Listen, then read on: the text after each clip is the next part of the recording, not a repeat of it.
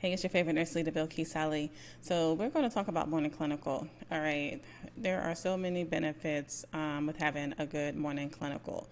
All right. So this is actually one of the courses that I put together that's inside of my DON training program to teach you how to become survey ready at all times, and also teaching you how to connect the morning clinical to the survey process.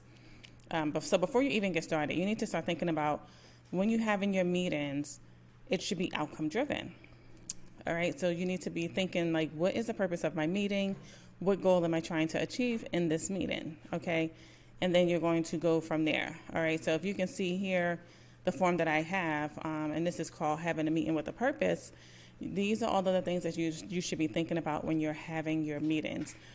A good thing that I want you to take a look at is being interactive with one another. Okay, there's so many people that have valuable information when it comes to you having a meeting, and you guys need to talk about that inside of these meetings, because the different relationships that we have with our residents from different levels are going to allow you to identify areas of opportunity. So these were just some key terms that I had inside of the program. Morning clinical is definitely IDT. All right, so it's not just the DON doing everything. You want to make sure you have your unit managers involved, your infection preventionists, your activities person, physical therapy. Everybody needs to be involved in this meeting, okay? It is definitely led by the DON or whoever is designated at that time in the DON's absence. So how I prepare for morning clinical, so depending on which system you utilize, okay, I utilize PCC, all right, so I've always utilized that, but I do have some clients that utilize a system called, I believe, Whiteboard. Either way, it should still serve its purpose, okay, so what I kind of did here was kind of put what you would see in your PCC, all right, and these are all of the areas that you should be looking at when you're having your morning clinical. Okay, so as a DON, you're responsible not only running the morning clinical meeting, but also gathering the data and information to be disseminated and discussed for determining critical areas to focus on within the meeting. So your preclinical prep, okay, start reviewing your dashboards from in your POC system. Okay, so hospital tracking, physician orders, lab results, immunizations, your weights and vitals, behaviors, your risk management for your incidents and accidents and your wounds, your UDA section, care plans, PRN medication usage, antibiotics, your EMR reports such as your 24-hour report, your order listing report, late administration, that should be late administration report, I apologize for that, and misdocumentation report. Okay, you're going to identify new information that requires action. Okay, so search for problems that may lead to a citation or a deficiency. Okay, and something like that could be if you find that you've had a lot of residents that receive medications because medications weren't available. It could be anything from, missing showers. You had a slew of people that didn't get showers. And this will come into play if you have residents that complain about showers. If you have immunizations that haven't been completed or are outdated. Okay, so anything that you do within your morning clinical and you identify, it's important that you identify patterns, okay, and identify root causes of problems. Okay, so when you're in a meeting, don't just say, okay, guys, this is what I found and this is how we're going to fix it. Identify the root cause, okay, because when you identify that root cause, it's going to lead you to then teachable moments that you're going to now put into place with whoever was responsible for that area. But if it's a pattern, then that's another teachable moment to do a wide house spread. Okay, so don't just fix the problem as a DON. Identify if there are any patterns and then teach from there. You're more about the preclinical dashboard. So I put here the list of citations. So when I teach morning clinical, I like to interconnect it with your survey. Okay, so things that you're finding that you're missing in your morning clinical, you're actually going to be able to connect it to say, hey, okay, guys, what's going on in this area? I keep seeing this, and these are the possible citations that that can happen in the event that we're not, being proactive in this process. All right, so let's take a look here. Okay, so when you're getting your new admissions, for example, okay, your admission policy, all right, you're getting a new admission. What does your policy say it's going to do? So your admission policy, your post form, okay, immunizations. What does your admission policy say it is going to do when you accept a new resident?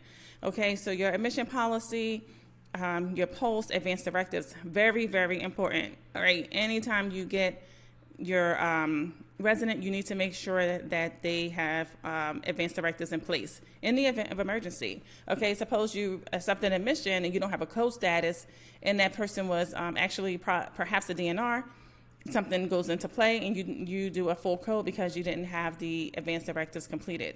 Okay, that's a major, big problem. Okay, immunizations, and that can include immunization upon their admission, such as their TB. Okay, what does your policy say about when they should have their TB administered? Okay, your pneumococcal, your COVID, your influenza, your shingles. All of these things should be looked at when you're doing your morning clinical to ensure that your admission charts are complete. Okay, care plans. All right, did you implement that care plan? And again, it's taking it back to pulling that policy. What does your policy say? Okay, so you just really want to make sure whenever you're getting the new admissions, you're looking at the whole picture. Shower schedule, dietary orders, all of that completes the chart, right, when you're getting a new admission. All right, other areas that we're going to look at, we talked about the hospital tracking. Okay, now 623 and 625 were such highly cited areas these last couple of years. Okay, so when you are looking in your morning clinical and you're checking your hospital transfers for the dashboard, you're going to be looking at to say, hey, was the bed hold policy completed? Was the resident and resident representative notified prior to the transfer out to that hospital? Okay, do they know the location that resident is going to be at? Okay, laboratory services. How does this come into play? Okay, you have a person, a resident, they were to get labs. How do you know if those labs were done? Okay, do you bring that down to your morning clinical to ensure, like, okay, hey, Bilquis has labs done today. All right, how do you know the next day that I have those labs completed? Okay, so you need to be looking at your lab services and physician order and notification. Okay, so anytime you're doing anything for our residents, there's always the closeout is going to be your documentation to your physician, whether they receive new orders and notifying them of the results, as well as the resident's representative.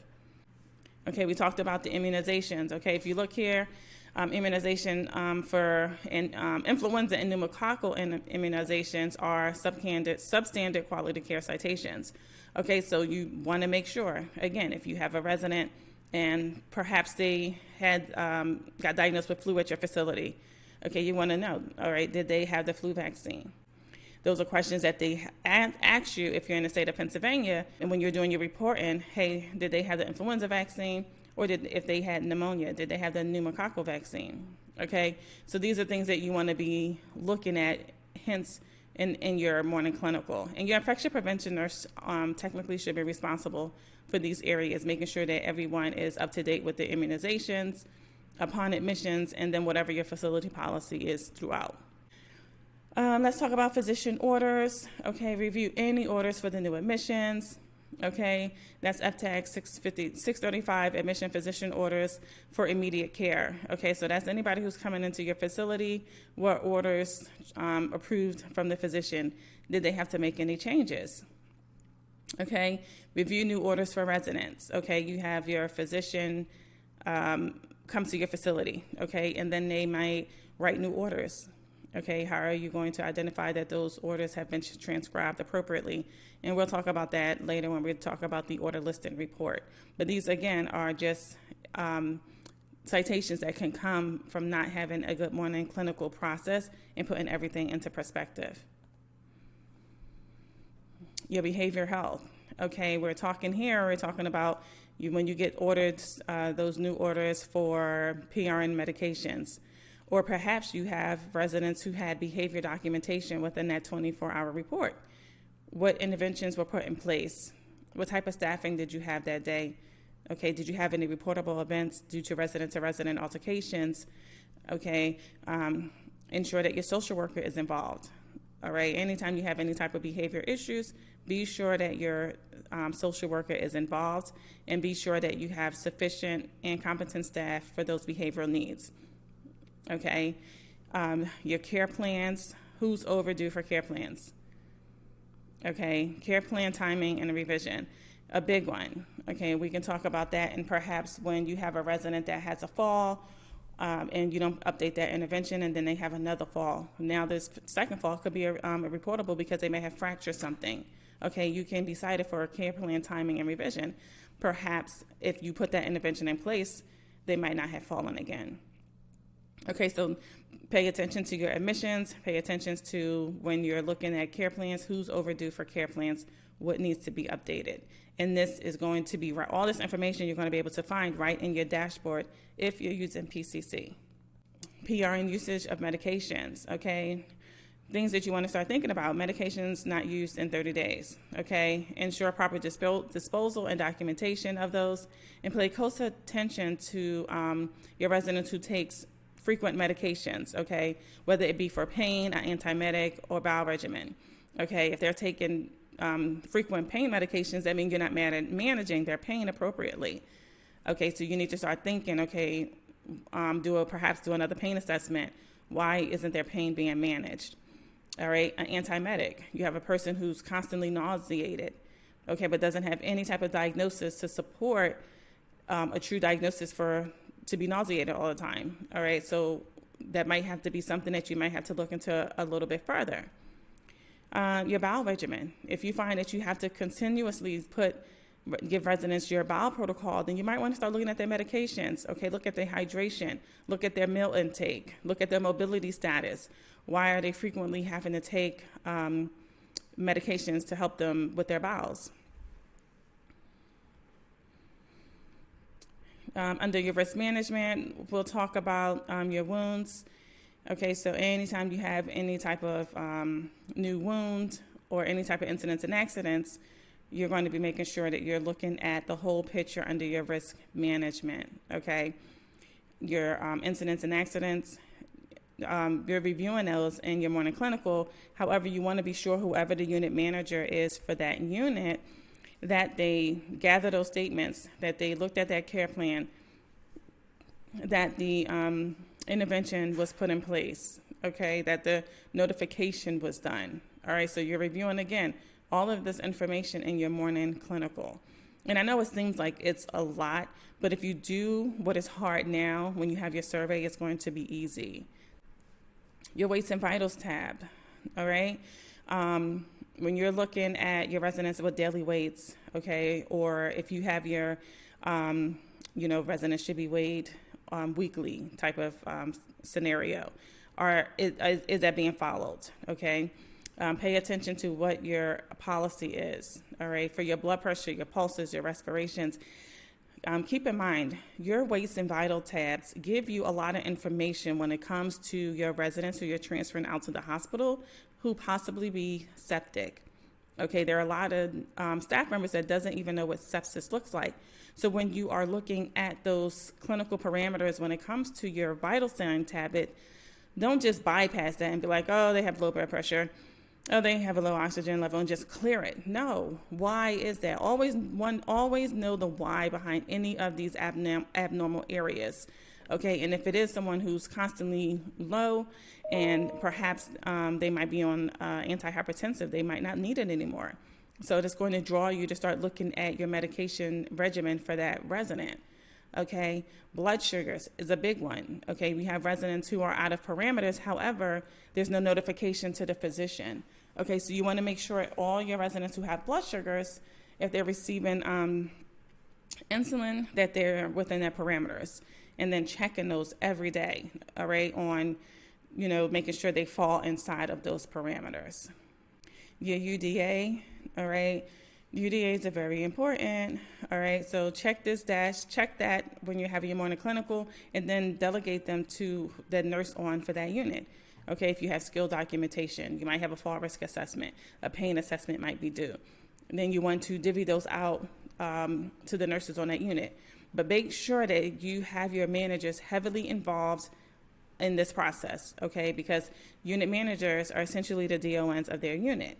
So they should be really managing all of these areas on their unit, okay? When you're having your hospital transfers, has there been a change in condition? Okay, remember, the goal is to prevent resident hospitalization or transfer. Okay, so when you're doing that, you're always going to want to start thinking about what could we have done, okay? And these are things that's going to be popping up when you're having your morning clinical, all right, because you're going to be looking at all of these areas, and so you should be having an idea of, okay, we might need to have the doctor do a workup on so-and-so because, they have been declining, and, we want to prevent the hospital, especially if it's close to the weekend. Okay, do the workup so that you have a plan in place to keep them in place for the weekend. Your EMR, okay, your electronic medication record, okay. It's a good thing to pull your late administration report, and this is going to help you, when you have your survey, you need to be compliant with medication administration pass. So when you start pulling those reports, it's going to have you thinking like, okay, one, do I need to change the medication times, right? Remember, it's not just about doing what's best for the facility. It's about doing what's best for the resident.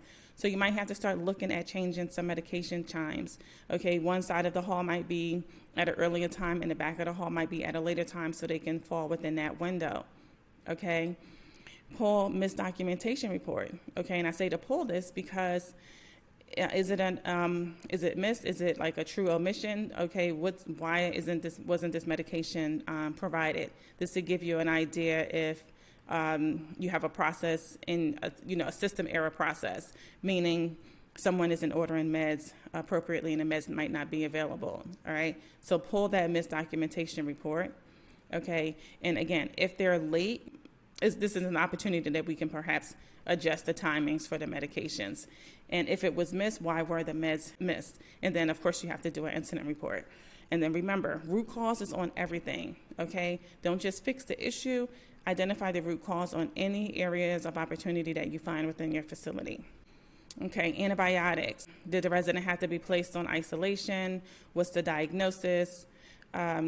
Was a big thing is that you want to make sure you have your start date, your stop date, your care plan, the notification, and was the antibiotic stewardship followed? Okay, meaning were they started after you had the results of that lab result from, for that physician to order that medication. And these are things that your infection prevention and control nurse should be tracking. Okay, you want to make sure that you're tracking all of your infections. And if you have the DO1 planner, we track our infections every week. So every day when you're in that morning clinical, if you get a new antibiotic, then you're going to be putting that in that book in your planner because you're tracking that, because those are your high-risk residents. You need to know if that antibiotic is effective, if you might need to change the antibiotic. So they are going to essentially be your VIP residents for that week or however long they're on that antibiotic. Your order listing report, okay, will order transcribed appropriately. Okay, so this is good when you are having your morning clinical meeting. You pull that order listing report and you're going to now check these orders. Okay, you want to make sure that they're transcribed appropriately, and not only that, you want to make sure that those new orders, the medications, are actually in the facility. Okay, so not only have they been transcribed, have they been delivered from pharmacy. Okay, and then from there, you're going to read your 24-hour report, read and review notifications, and update care plans, and etc. Okay, so like I said previously, the goal when you're having a morning clinical is to plan. Okay, you want this meeting to be interactive. Okay, remember, preparation produces positive outcomes. Okay, this meeting needs to occur on a regular basis. Specifically, every day. Okay, not only should you have a morning clinical, but you should also have an afternoon clinical stand-down meeting to ensure that everything that you put out in your morning clinical is closed out at the end of your shift. And if it's not, then what are you going to do to ensure that it is done? So this is just the second half of it. So the clinical meeting process, that was a prep. Okay, now this is like you have all that information now. Now you're just breezing through. So like I said, in the beginning, it's going to seem like a lot of work. But once you get in the habit of being consistent, okay, that's the goal with us nurse leaders. Okay, it's about being consistent and doing the same thing every day to produce the outcomes that you want. Okay, so review antibiotics, review any anti-psychotics. As mentioned earlier, this is key information for the social services representative in attendance. Okay, so you have a new person on antipsychotics, that social worker needs to be involved in that. Review your BM list, your meal percentages.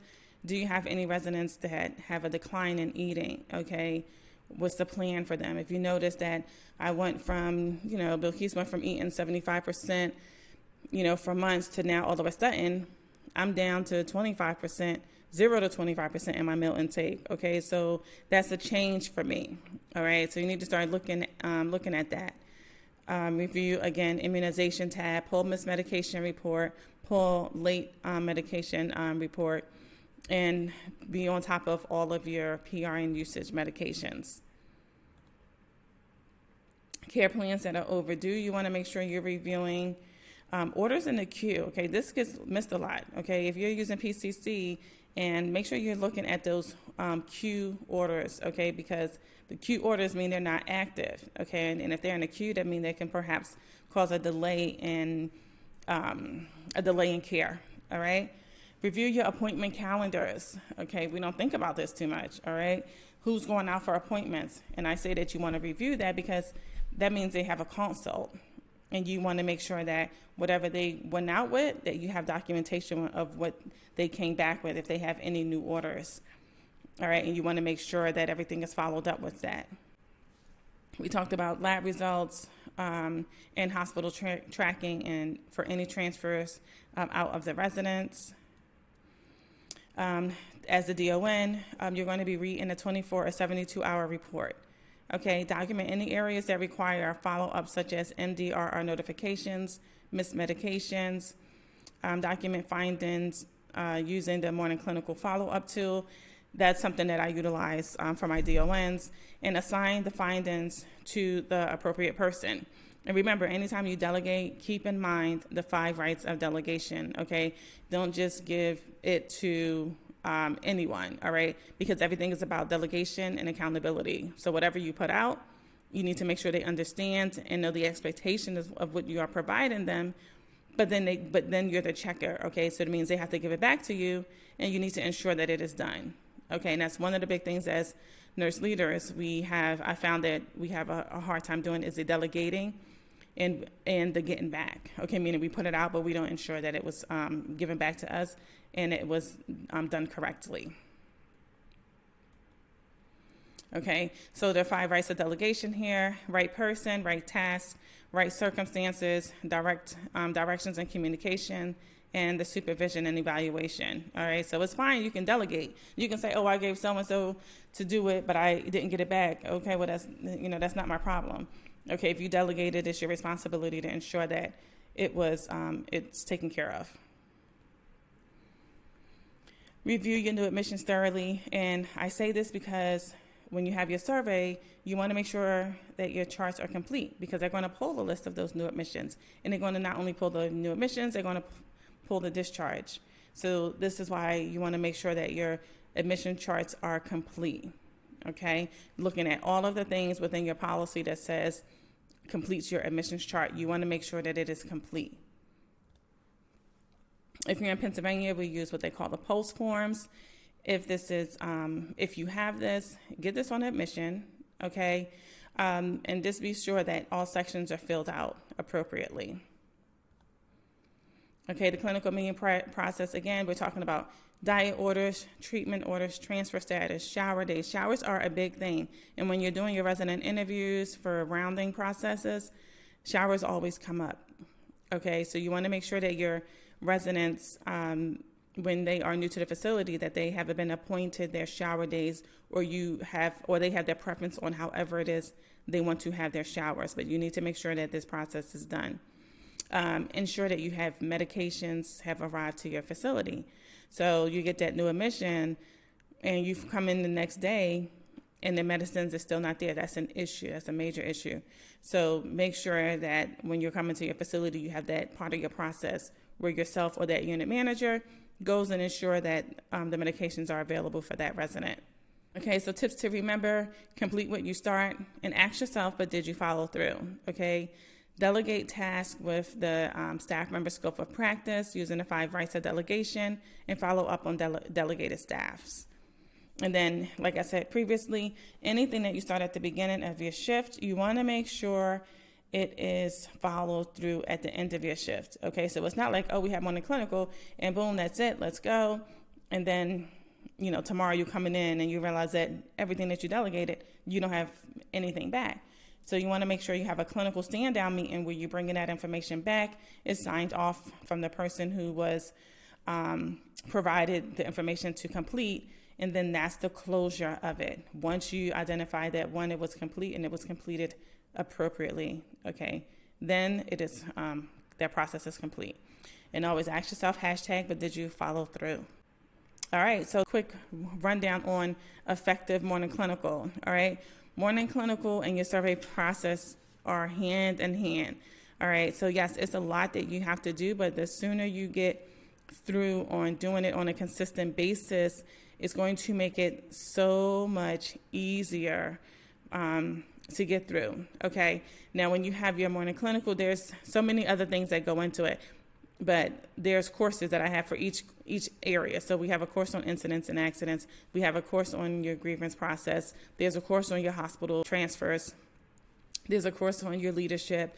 So each area then has another course so that you can know exactly what you need to be doing. But even if you don't take those other courses, you can still learn how to have an effective meeting just by reviewing this video. If you have questions, please feel free to email me at consultant@welcometolongtermcare.com. Be sure to follow me on my Instagram, TikTok, and YouTube channel. All right, have a great day.